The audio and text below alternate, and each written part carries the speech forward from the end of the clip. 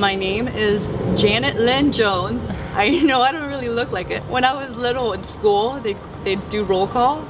So they'd be like, Janet Lynn, I'd be like, and they would ignore me because they were expecting like Carmen Garcia or something. But yeah, I'm born and raised in Miami from Cuban Dominican parents. I love to dance and I created the Vixen workout. I've always danced though. I've always danced. I never thought I would ever have a career as a hip-hop dancer. My whole life I was a classical ballerina, but I had big thighs. I just, by doing what I loved, I just kind of just started getting booked for gigs and I was able to just make a living out of that. And then I started teaching at a really young age. I've always loved teaching because I had really great teachers. And I've always considered myself a better teacher than I am a dancer. My mid-20s, I was the only artist of all my friends. And the life of an artist is hard. And it's unsafe in the fact that you give your whole life for this one thing because you love it so much and you really don't get a lot in return. When you do, it's a great high, but when you don't for a while, it kind of gets to you. And especially if you don't surround yourself by people with similar passions, they question you. They think it's stupid, so you start to believe that it is stupid. I went through that. I believed wholeheartedly that in order to become an adult, I couldn't be a dancer.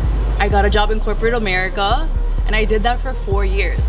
And I call that time period the black hole or my blackout period. During that time, I completely lost myself.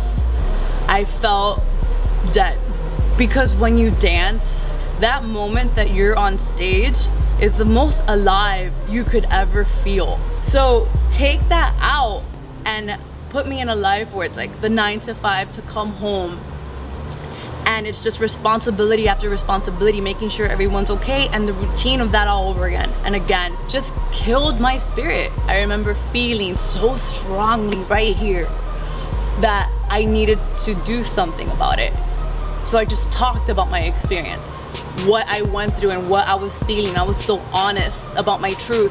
And once I started talking, everyone was like, yeah, oh my God, yes, like I could relate to you. And I'm like, well, why don't you talk about it? Like, why don't you do something about it? I felt like I had to do something to make these women realize that there is much more inside them that either they've never experienced or that they forgot.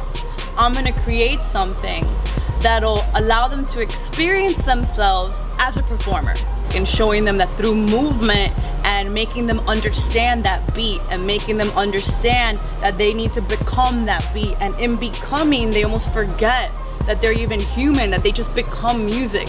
So all these women who had never seen themselves all of a sudden were seeing themselves in a different light. And I think that that is why they became almost addicted to the workout and they kept on coming back. And sometimes we have 50 women in a room, sometimes we have 100 women in a room, and they feel that they have that connection because they share that experience together. And it's hard to explain the experience unless you do it. So that's why when people were like, oh, you're part of the Vixen Army? Oh, I'm Vixen Army too. And there's a certain type of sisterhood there already.